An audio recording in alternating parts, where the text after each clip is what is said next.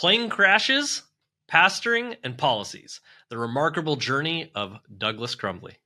Welcome to the Modern Insurance Agent Podcast. We're your host, David and Al Denning. What happens when a millennial couple dives headfirst into the insurance world, scales $1 million remote business, and decides to share the journey with the world? You get the Modern Insurance Agent. Here, we reveal the messy, magical, and sometimes hilarious realities of building a business and a life you love. From traveling the globe to building remote teams. Yes, even working remotely on top of a mountain in the Philippines. We're sharing insights, strategies, and plenty of laughs to help agents and entrepreneurs succeed. Because, let's face it, success isn't just about hitting numbers. It's about designing a life that works for you. So let's dive in and build something extraordinary together. Welcome back to the Modern Insurance Agents Podcast. Today's guest is someone whose mission runs deep, both in insurance and in life. From pastoring funerals to protecting families, Douglas Crumbly is on a mission to help men leave lasting legacies. You're going to walk away from this one inspired and equipped. But before we dive in, you can get the resources, the show notes, how to connect with our amazing guest, as well if you go to jumpstartgonow.com/podcast. We got it all put together for you guys, and you guys can go grab those right there. Douglas is the founder of CruMaxx Group, a passionate life insurance agent, the founder of In Slavery, Georgia, and an author who's lived more life than most, including surviving a plane crash, which we'll definitely get into today. So let's dig into that journey. Welcome to the show, Doug. Hey, it's good to be here, David. Thank you so much. I appreciate it. I'm super excited to have you here. Yeah, I know me we too. have a lot to talk about. I feel like we got a good chat right before we even hopped in. As there's so much stuff that I really want to discuss on that, but I mean, I guess best place to always start is maybe the beginning. So when we were born, I'm just kidding. We'll go start from ministry, right? Because that's where a lot of it started, from the ministry side to insurance. What does that look like, and what's that journey kind of been? Well, I mean, from the time I was a child, when I was a little kid, being drugged to church by my grandparents, it was always something about leading a church, pastoring a church, preaching that intrigued me. And it was something that I always wanted to do. I just wanted to help people. I saw, back in those days in the 70s and 80s, a pastor was a whole lot more influential than they are now. And it was kind of the center of life for the family. You had they had their jobs, they had their vacations, but they always went to church on Sunday morning, Sunday night, Wednesday night. And so it was intriguing to me, and I always wanted to be a pastor. And so that's what I studied for. That's what I went to college for. That's what I got my degrees in, were ministry and church leadership. And that's what I entered, at a young guy, younger than I am now, around 30 years old is when I first entered to pastoring a little small church up in Northwest Georgia that grew tremendously the years that I was there. And I mean, you're right. Shepherding, I can say that word, the flocks, right? As a pastor, and, growing up in church myself, I mean, it was Bible study. It was, church on Sunday. It was like the different ministries on Wednesdays, and like royal ambassadors. There's always something going on, mission trips. Trips. It was integrated into all parts of our life growing up, and very, very influential in everything. And very much in my family, and with my brothers as well. And so, and that's not just talking about, today and this week. I mean, it's talking about your eternity and your souls, and exactly. Like I said, that how much more influence can you have than that, when that's the discussions and that's what your mind and focus is. And so, and I've always had a genuine, authentic concern and care for people. I'm one of those guys that actually loves people. We hear a lot of folks on social media talking about how they hate people and they don't like to be around people. I love being around people, and I still do enjoy it very much. And I think social media needs more of that, right? So it does. And that's the thing. We can be what we want to see, and I think it also tends to feed us what we want, right? And so True. If people, hey, I like the drama and all the negativity, well, then it'll feed you that. But otherwise, let's have the algorithms, let us feed the positive into it, because the world needs more of that. It doesn't need any more of the negative, for sure. So true, very true, David. And so, what did that transition from pastoring? How long did you do that? What that kind of journey look like, and how in the world did insurance somehow like come about from there? Well, I pastored, like I said, I started the full-time pastor when I was about 30, but I'd Hmm. started 10 years prior to that as a youth minister while I was still, off and on going through school. Went to 3 different colleges to get my master's degree and then on. And so became a full-time senior pastor about 30 years old. And the defining moment that I live out today actually came my first year as pastor. And I'm fresh out of Bible school. Take this really tiny church up in northwest Georgia, and it began to grow fast. And I know that first year, we went from about 15, 20 people to close to 150 people that were attending. Well, the lessons I learned the most that really got me to where I am today selling life insurance is that my first year, right out of Bible school, I mean, I'm green as green can be. And I had 16 people pass. I had 16 funerals to perform. And out of that 16 people, I was not ready for the follow up. I was not ready, or nor was I prepared to be able to deal with families that were not prepared for their breadwinner, their husband, to pass like that. There were everything from accidents to, just heart attacks and different things like that. And I saw out of 16 funerals, 11 of these families were not prepared. They were not prepared financially. And so before my very eyes, I'm seeing wives go from grieving their husband to anger at their husband because they thought they would be okay. They thought they had more time. They thought they had more finances. They thought that things would be covered. They thought that their husband had enough medical or health or life insurance that they would be okay. But then they ended up losing their homes and losing their cars and having to take their kids out of private school and put them into public school. And some of them even going back home to live with their parents or grandparents. And then asking the church, back then we didn't have GoFundMe. We didn't have any of this stuff right here. It was just basically, can you help me? Church, can you help me? Family, can you help me?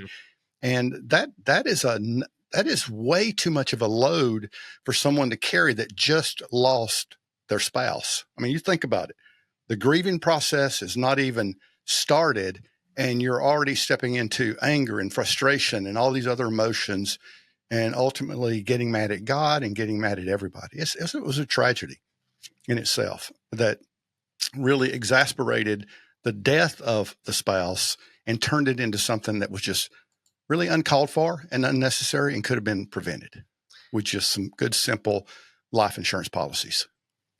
And do you think a lot of that was it lack of finance, or just lack of someone's approach and had these conversations and helped talk about the importance? I know from like church perspective, we talk a lot about like the eternal, and we talk obviously a lot about family, but I feel like sometimes like finances and in like life insurance and stuff isn't something that's always topics that have always come up. At least I don't remember a lot of that from, being either someone being able to educate or teach us things, or, oh yeah, we think, from church, you should go have these conversations or put this stuff in place. Well, actually, I mean, it's a great question. Thank you for that. I actually think it's several things and a mixture of them. And I'll start with probably the first place would be, church leaders should be more forthright in educating their parishioners, their flock, a little bit better on some practical things like this. Okay. And so I do take some of that responsibility. However, at the same time, human nature is at its best when it's out of sight, out of mind, when I'm not having to think about it, when I feel like I'm going to live forever. We live in homes that we never go up in our attic. We never go down into our crawl spaces because, it's hot, dark, dirty, whatever. And we just kind of ignore that. And some of the things that could affect the livelihood of our home and its health and its comfort and efficiency are in the attic and the crawl space, but it's out of sight. So we just kind of ignore it for years and years and years. And life insurance is that way. We don't see our potential death, so we just kind of ignore it. We don't see tomorrow, so we just kind of ignore it. And we live in the here and now instead of thinking about maybe I should leverage just a little bit of the finances I have now so that my family can be not only protected, but let's leave a legacy for them. And it's all possible. So I think a lot of it is it's out of sight, it's out of mind, and it was the case 20, 30 years ago. It's still even more the case now because, we're so educated and we're so entertained in the moment with so many things coming at us in the moment that we're really not thinking about what's tomorrow going to look like. And so we're putting things off. I'll take care of it later. I'll do it later. And then when later gets here, a lot of times it's too late. And then that's when that tragedy really, really comes home to the family. Yeah. And has, that's a lot in 1 year.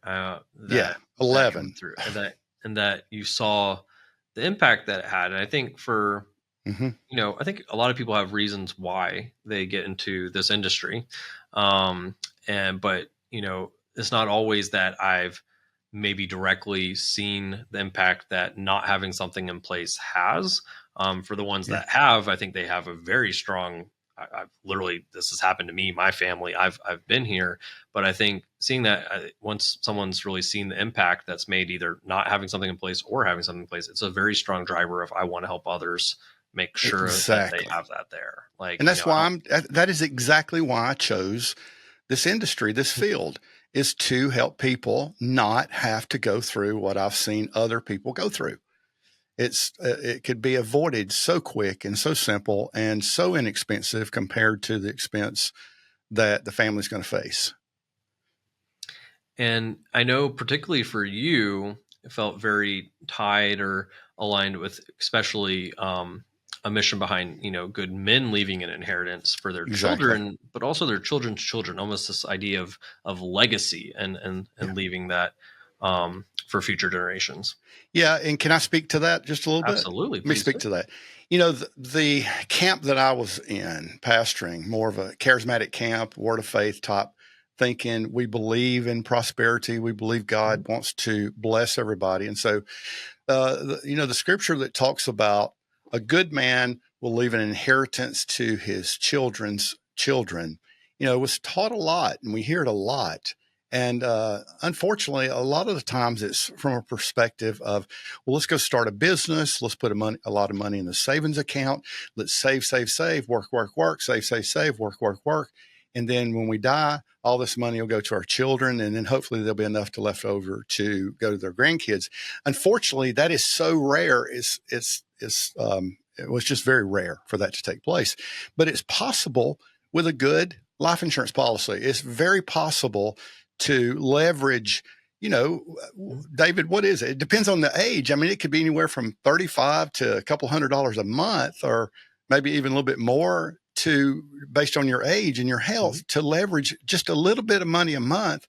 And then the payoff when you're gone does affect your children in a tremendous way. It does affect your grandchildren in a very positive way, and it can change the destiny of an entire family. You could be the very man that changes the future of your family by just some simple planning with a good policy. And that's important because many of us guys, we don't come from a good family. We don't come from wealthy families or wealth. And you could change that for your kids and for your grandkids with just some really good decisions and planning. Insurance can create a legacy overnight from where there. It can, exactly. Historically has not been one in the family, right? And and scripturally, there's examples very much of like talking about inheritance and legacy. There's parables on it, and I used to have pulled up on. I forgot the exact what book it was in, chapter verse. So kind of I'd run across people. Oh, I'm leaving it up to God. God's got me taken care of. I don't need insurance. I don't, the faith-based. I'm like, that can't be a correct example. And pull up not. from scripture of like, there's literally example of going and buying the final burial spot and pre-planning for that. Didn't have insurance by this, so it was probably closer to pre-needs, but still, like I went ahead and paid and bought and made preparations and plans for the future so that it was taken care of for my family. It's Yeah, there, right? So we take action as human, even though we also have faith too, right? And so, I think that's really important is people, can't throw their hands up. Like, we can take action. We can put this in place. And that's why we also communicate this to the ones we care exactly. about. Well, I had actually a pastor. This was a few weeks ago. Blocked me on Facebook because under one of my posts, he had said that Jesus is the only insurance that his family will need, and I, came against that strongly. Of course, they need Jesus to go to heaven and to enjoy the blessings of the kingdom of heaven. However, when you die, Jesus is not going to rain money down from heaven. It's going to be your planning, your intelligence, your foresight, you taking care. It is your responsibility to do that. God gave you the responsibility of your family to do that for them. And so he didn't like that and blocked me. But I mean, and when you point that out, and like even just easy metaphors, examples, I mean, Mm-hmm. it shows how ridiculous it is. I mean, it's like, if it's only finances I need, well, I don't need a bank account or money, or I don't. It's like, Exactly.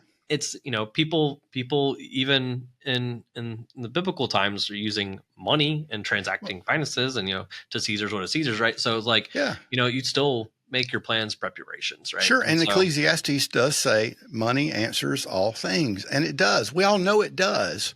And all Christians know that it does. And all church leaders know that it does. We just don't like to talk about it for some reason because they associate money with evil. And money is not evil. The love of money is evil. But using money is what it was designed for. Money's not supposed to be your God. It's not supposed to lord over you, but it can do that and you're broke. Money can be your God and you be absolutely broke.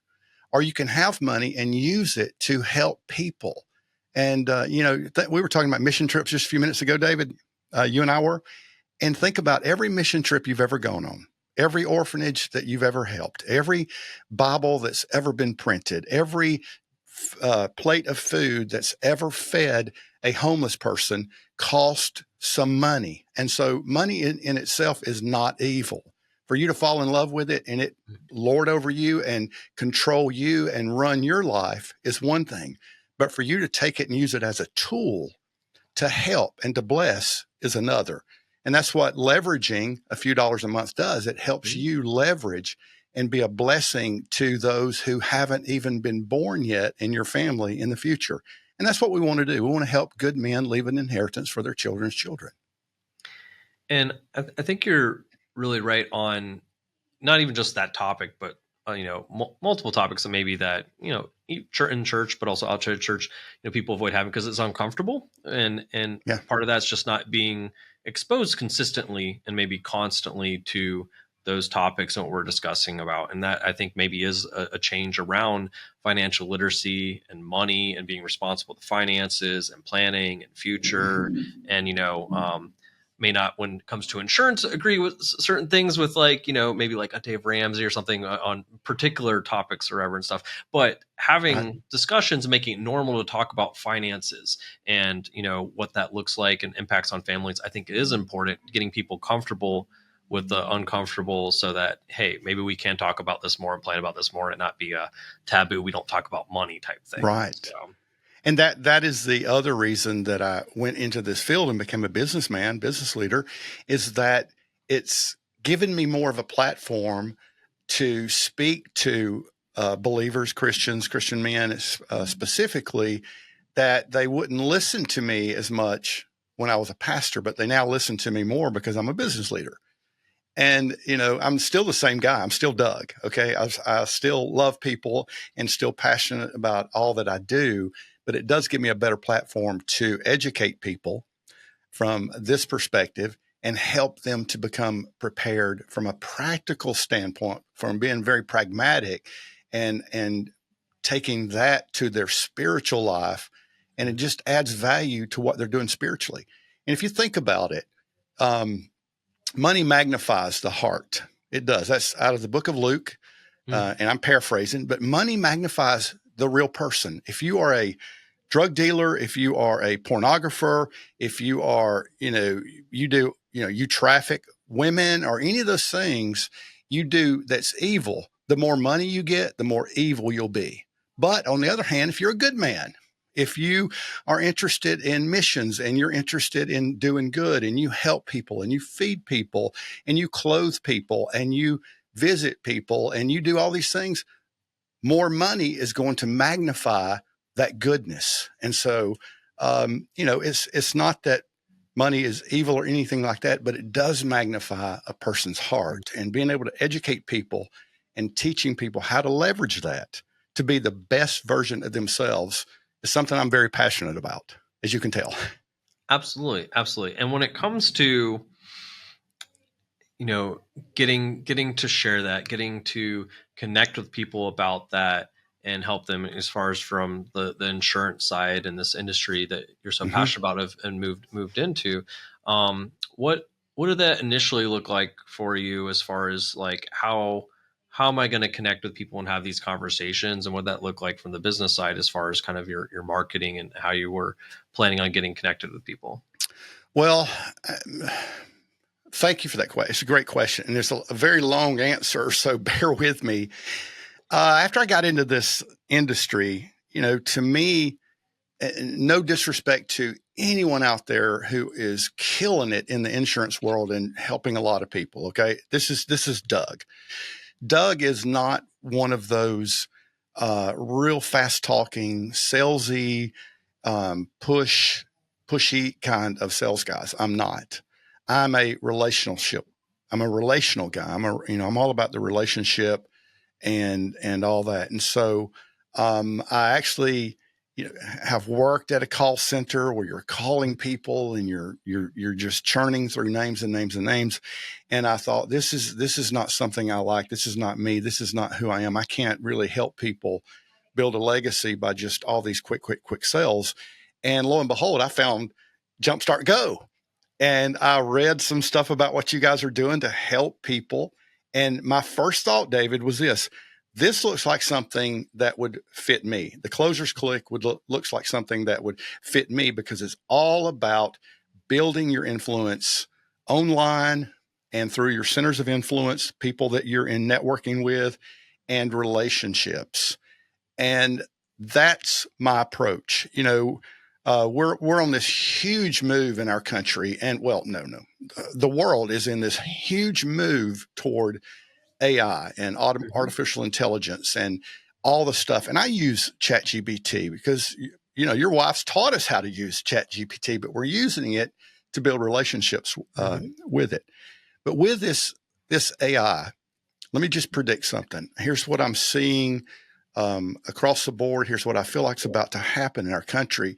The stronger that AI gets, the more perfect it gets, the more polished it gets. There's going to be a line. There's a line between AI and what's genuine, what's authentic.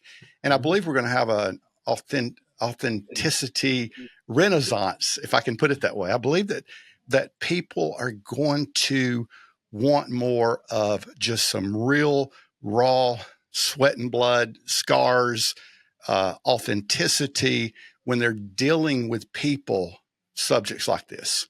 AI is going to help us. It's a tool, like money is a tool, but also feel like these relationships building and good, solid networking and friendships and things like that, and bringing back authenticity. We're going to have a movement in our country where more people are going to be moving towards that than ever before, the better that AI gets. It's not going to be a dividing line. I believe it's going to actually benefit one another, but we're going to see more and more people coming to people like me who are more interested in them as a person than I am the policy that they're buying.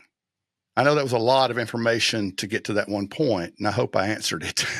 No, and I completely agree, right? I mean, I have no doubt in my mind that the scale and help that AI will have as an impact will be immeasurable, kind of like the internet almost. But True. I think when we look at people, people when they feel more disconnected, more alone, more lacking relationships, good things don't come out of that, and the desire for those things just increases, right? So I completely agree with you that it will just cause more of a pool and a desire to, I want to connect with people, whether Yeah, that's more. authenticity is going to Yeah. be the advantage, and it's it's the advantage that that people like me use, and like you and Elle and everybody in the Closers Click. If you watch their posts and stuff, you see so much authenticity, and also you see so much relationship building, and you see so much of all that, and it's so real.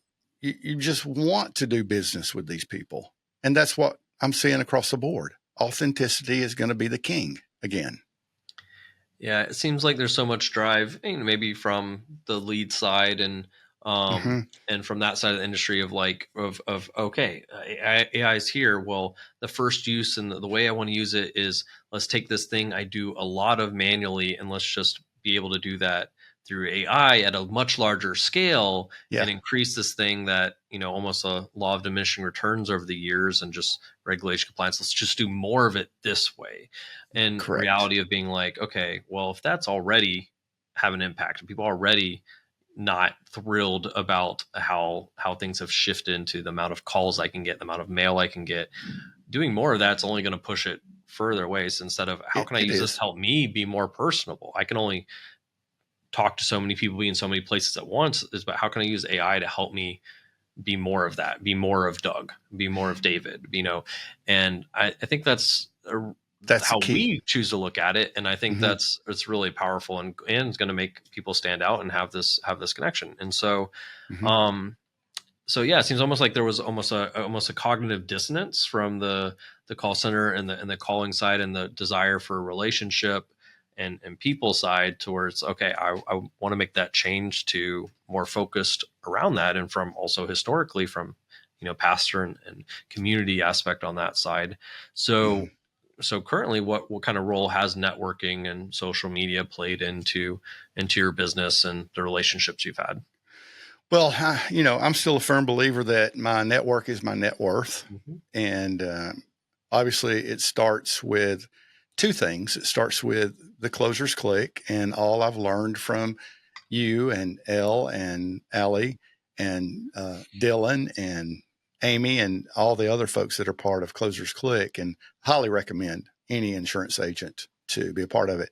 So it all begins there because it's just a really solid coaching that helps me with my one-to-one, face-to-face uh, type networking. And the two things I'm doing the most, I am a part of BNI. I know you know what BNI is, and probably Mhm. most of the watchers, people that are watching this podcast do as well and listening to it.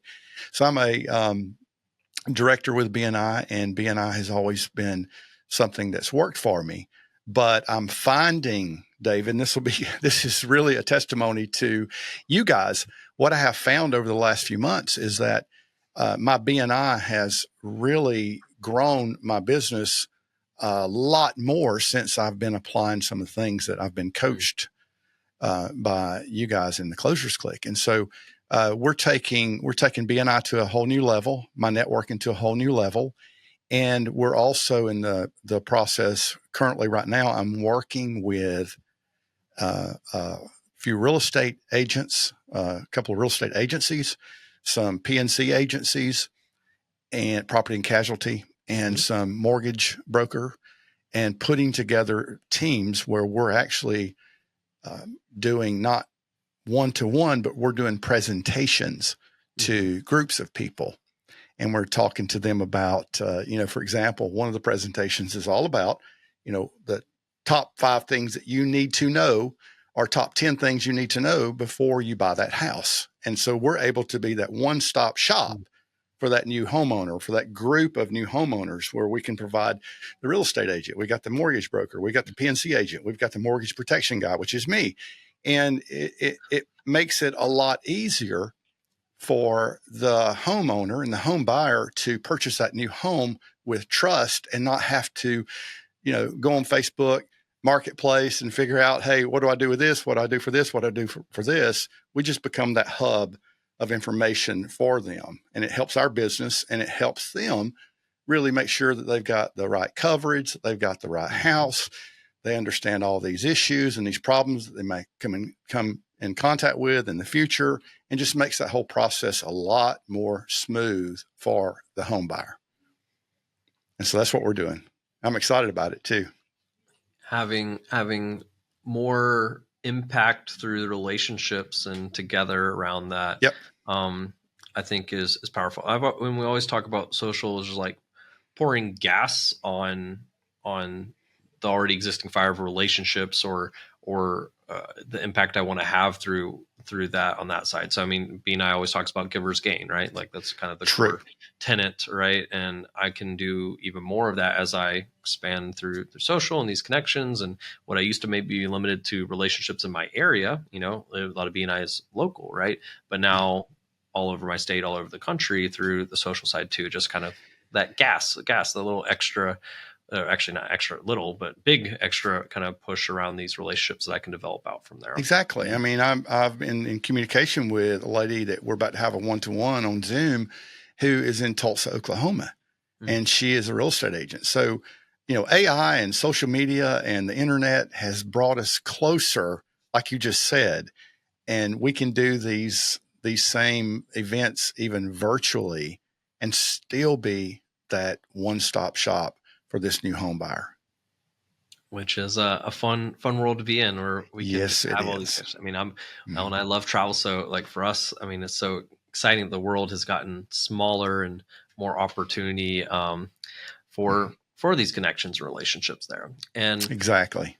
So what advice would you maybe have for for the agents that are still smiling and dialing, or call it a little frowning and drowning, and that's what I and did. maybe feeling a little bit of that cognitive dissonance themselves, like Yeah. is that, I'm sure it's maybe a little bit scary making changes, or doing something different, or maybe like this is the way I was told to do it. What kind of advice would you have around that, where maybe they're starting to feel the same way you were feeling? First thing I would really encourage them to do is to go to Jumpstart Go and start watching some of the videos and consider becoming part of the Closers Clique. I mean, and just start that conversation.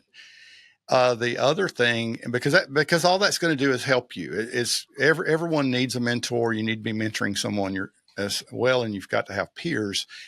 And bringing you guys in as coaches really tremendously has helped me personally in my business and things like that. And then the other thing is join a networking group. It doesn't have to be BNI, but force yourself.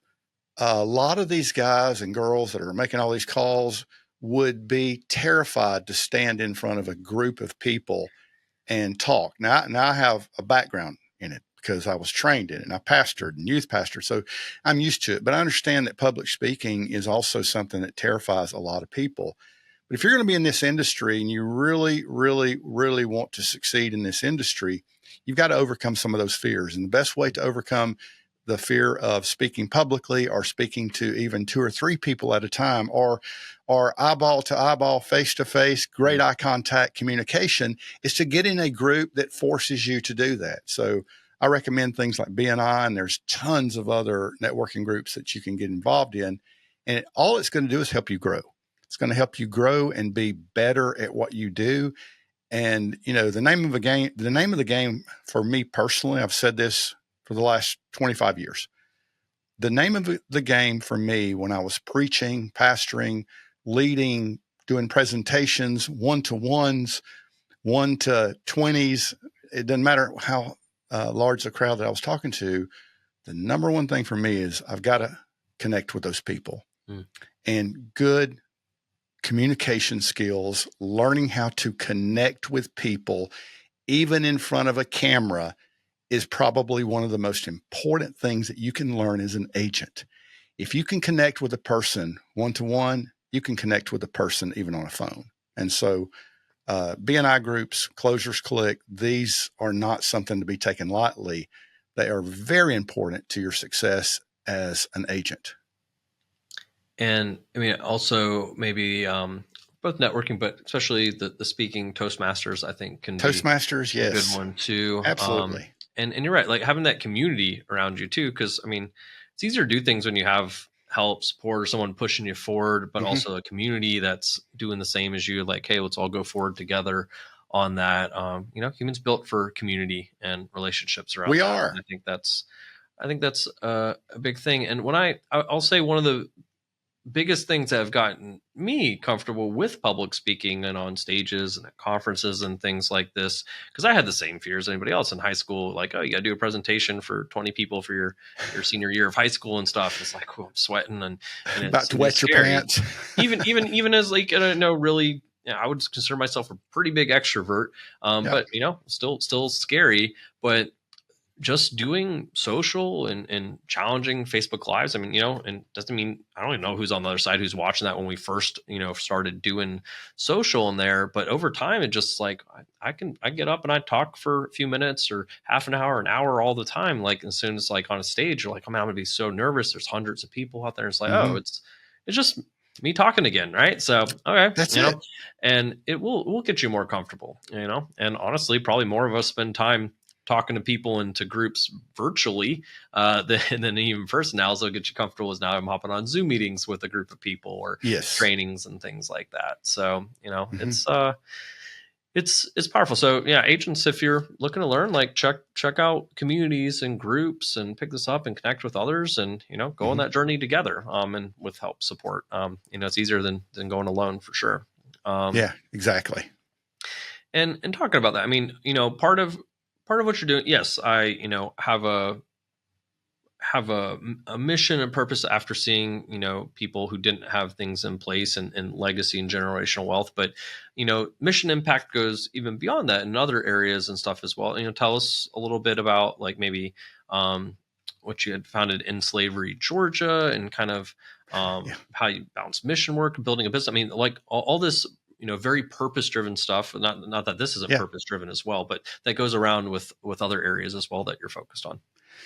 Well, yeah, years ago, and I'm not a part of it now. My ex-wife runs End Slavery Georgia. It's called End Slavery Georgia, and we had the vision to create a place for ladies who had been sexually trafficked in the state of Georgia specifically, but from where, anywhere else as well, but specifically Georgia and Atlanta, because there was a lot of ministries out there. I'm not going to call their names. I haven't asked their permission, but there's a lot of ministries and nonprofits in Atlanta and all around that literally are rescuing these ladies off the streets and out of trafficking situations. And, but they really didn't have a place to send them. And so there we were in Northwest Georgia, and we're pastoring this church, and we were in a building that we were renting. And the building we were renting is 28,000 square feet. Okay. So we had a lot more building than we did people at that time, but we were doing well and rocking and growing. And the owner called me, and we were in this building. It was our 6th month in. And this was a fairly new church. It was about 6 or 7 months old. And he called me and he said, Doug, I just want to let you know that I'm going to be selling that building that you're in. You'll probably have to find a place to move, or you can have first right to buy it. Well, the building we were in was actually joined to another 55,000 square feet building. And it was on a campus with another house it was just a big campus, it was like 95,000 square feet of space and all this parking. And on the phone, here we are, 6, 7 months old, just brand new nonprofit in church. And he said, well, I'll sell you your building for $1 million. And I said, okay, well, what would you sell the whole property for? He said, well, I'm going to sell the whole property for $2.5 million, but there's no way that any bank would let you buy it. And it just came out, David. It just came out. I said, look, we'll take it. We'll buy the whole thing. All right.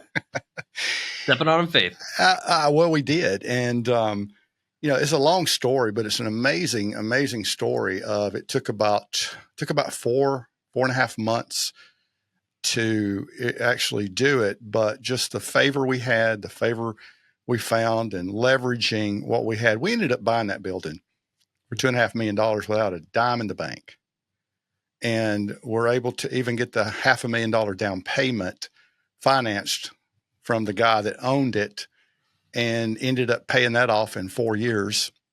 So currently right now, with the renters we have in there's a church, there's a big mental medical clinic. There's a couple other things in there, and there's the place where they house the ladies who are trafficked sexually, and it all pays for itself. So they're not having to raise money. They're not having to do GoFundMe's. All the money comes in because of the way we leveraged it, and it pays to help and bless all these other ladies whose lives were wrecked. And now they've got a free place to stay with free food. And they help them get jobs and clothes and all this other stuff. And they can stay there as long as they want. Doesn't matter. They can stay right there and live as long as they want. And everything's paid for without having to raise a dime. And so, and that's just been my whole life is, stop looking at things the way everybody else looks at it. How can you leverage what you're doing? How can you leverage this to make it this? And, it's not trying to compete with anybody else. Let's just be creative. Let's put our minds together. We can figure this out. So we were able to do that. And that's something I'm very proud of that I was able to be a part of. And like I said, my ex-wife is now running it and doing a phenomenal job and wonderful. And it's something I'm very proud of. I love that. It's so powerful. And being involved in some industries around that same area, also Atlanta.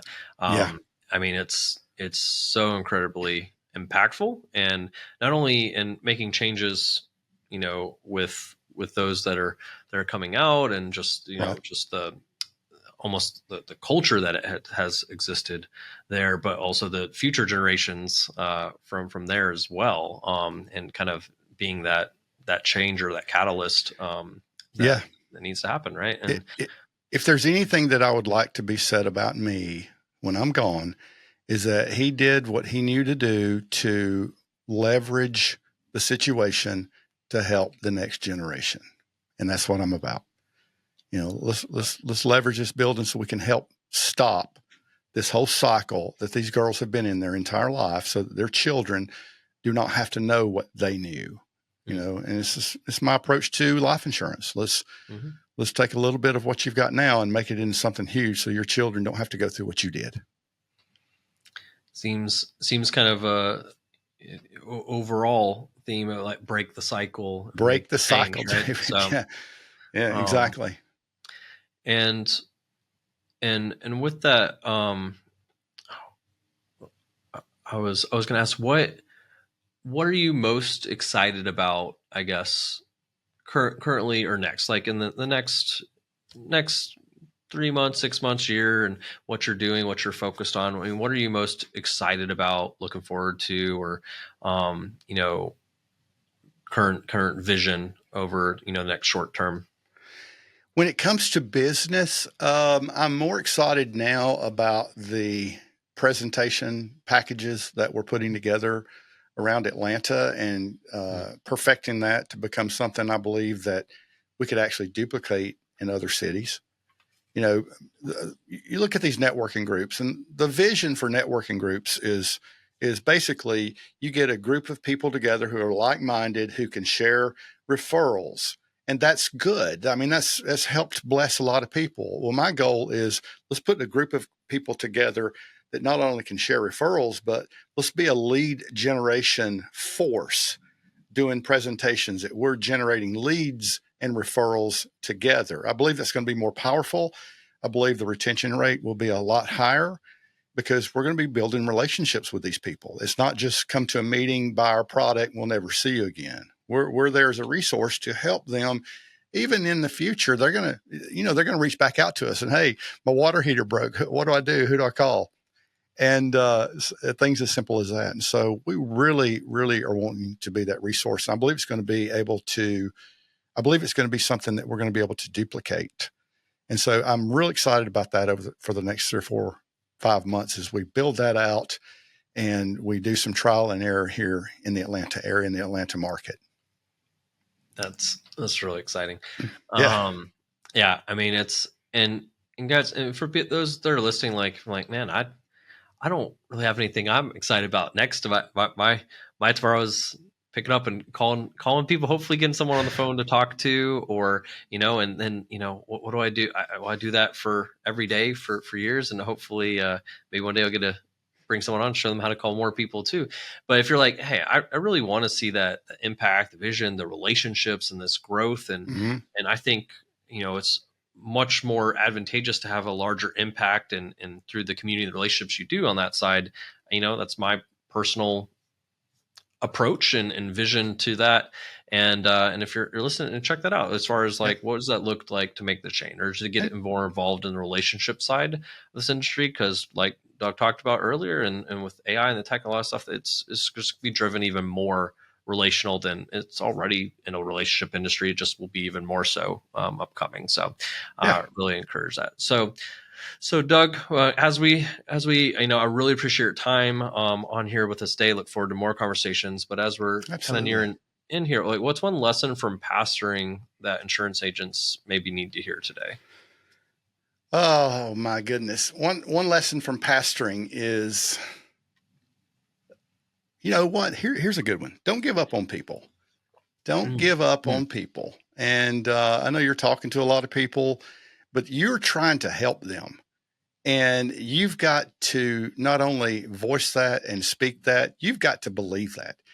You're not there to just make money, although money's good and you need to make a lot of it. I'm all for you making a ton of money selling life insurance policies and health insurance policies. However, your ultimate goal is you're helping them, and you've got to know that. And, pastoring is all about helping people. Pastoring is all about serving people, and keep that servant heart. When you get on the phone, it doesn't matter if you're calling leads one after another. If you're dialing till you're just about to drop over because you've called 500 people that day and got 2 on the phone, those 2 on the phone, you're passionate and you are really sincere and authentic about helping them. And that's what you're there for. So don't lose that. Don't lose it. Don't let it become such a sales process and a system that you lose that the ultimate goal in life insurance is to help their life. Don't forget that. And so that to me is very important. I learned that from a plane crash too, David. Right. The plane crash. That's not so I swear I had the question to ask about that. So yes, let's, thank you for sharing that, but okay, let's end on the plane crash. So please share the plane crash story. The title of this podcast has something to do with plane crash. So people are probably thinking, and they needed to stick around to the end to get the story. So here we go. Here we go. So I'm going to kind of go backwards with it. I was in a plane class. I was in an airplane crash. The first question that I always get is, well, how big was the plane? And my response is, it doesn't even matter how big the plane was, but it was still a crash. And so it was a Cessna 150, which is a 2-seater. And we were flying over Berry College that is up in Rome, Georgia. And so one of the mistakes that was made, it was human error. And I'm not upset or anything like that, but I was not the pilot. I was actually in training, which kind of, in the beginning probably makes it sound worse. But we're out on the tarmac and doing the pre-check, the pre-flight. And the 150 has this thing called a carb heat control that you pull whenever the barometric pressure is just at a certain point. If you're flying, there is a Ventura tube that feeds air to the carburetor. And if that Ventura tube starts to ice up, and it will at certain temperatures and barometric pressure, then you have this carb heat control that you pull out, and it runs hot gas around it and keeps it de-iced so air can flow to the carburetor. Okay, it's real simple. Well, we're flying and we're doing these very ungodly low-speed stalls, which means you're raising the plane up until it loses the pressure equalizes underneath the plane wings and on top, and it drops. So we're doing those. But before we got up there, the carb heat control kind of just floated out by itself. And I looked at the pilot and I said, hey, is that going to be a problem? He said this famous last words: no, it's been doing it for about 2 weeks now. It's not a problem. Mm-hmm. So we get up and we're doing the low speed stalls, and he noticed that the RPMs were starting to drop. And so he said, give me control of the plane. I said, you have control of the plane. That's how you do that. And he turns around, he's looking around, he's looking down, and so I asked him, I said, Howie, what are you doing? Why are you looking down? He said, I'm looking for a place to land. I said, how about the airport, man? We're about 4 miles from it. He goes, we're not going to make it. And I said, what? he said, we're not going to make it. We're going to have to land at the golf course. And this is where something amazing, and there was really, I believe, a spiritual intervention. I believe God really designed this, because what I'm about to tell you, there's no way I'm this intelligent. So we're coming down to land on I guess at a golf course. Are they called fairways, David? I'm not a golfer. I never hit them, but yeah, they're called fairways. Fairways. Yeah. And it had been raining, about like it has this year. And I knew the ground was totally saturated with water. And as we're going to be coming down, I thought, if that propeller hits that wet ground, it will stick solid, and all that energy will go through the plane. We'll be dead. And I just had that thought, it's kind of law of physics. All the energy had to go somewhere. And so I just yelled as fast as I could, or as loud as I could, to him. I said, Howie, bank the plane and landed on the driveway, the hard driveway. And we were still coming down to the fairway. And I screamed at him again, bank the plane and landed on the driveway. Well, he did. He just banked it real quick, and the nose dropped. We had 105 mile an hour ground speed. Nose came down. We hit a light pole, ripped the wing off, hit the concrete, and bounced into a pine thicket, which saved our life. And there was no way on earth that I would have known, by just sitting around thinking about the law of physics, if a propeller were to land in mud, that it would have sent the energy through the plane and killed us if it hadn't been for God. And so I look at that as the Lord saved our life. And so we got to walk away from an airplane. Windshield blew out. We crawled out over the windshield. And David, the first person on site was my dad. He was actually at that golf course that day and saw the plane fly over, heard the crash, did not know it was me, pulled up to it to call an ambulance, and looked as I was crawling out over the windshield. Pretty amazing day. I mean, you go through something like that and you look up and there's your father. That means something to you. So yeah, that was really, really special. That's incredible. Well, not done with the plan for you and the impact you're going to make. That's for true. Sure. Absolutely. I believe that 100%. Absolutely. Well, thank you so much for joining us today. For those that want to follow, connect, plug in with you, where's the easiest place for them to Facebook, Instagram, it's all Douglas Crumbly. There's no B in my last name. I'm the only Douglas Crumbly, Crumbly, in the country with the name spelled that way. So if you Google my name, you're going to find me. My cell number's on there, my emails, all that stuff. It's easy to do. I'm easy to find. And I'm here to help anybody that really wants to grow, really wants to learn, any of those things. Or I'm ready and willing and able to go and do some more public speaking. I love to do that. And so anything I can do to help, I'm there. Awesome. Well, thank you so much, Doug. We will get the links to that included in the show notes. Guys, if you guys go to jumpstartgonow.com/podcast, we'll have all that info there for you, as well as the links to connect with Doug too. So thank you so much for joining us, Doug. Thank you for everybody listening on the Modern Insurance Agent podcast. We really appreciate it, guys. We'll see you guys on the next one.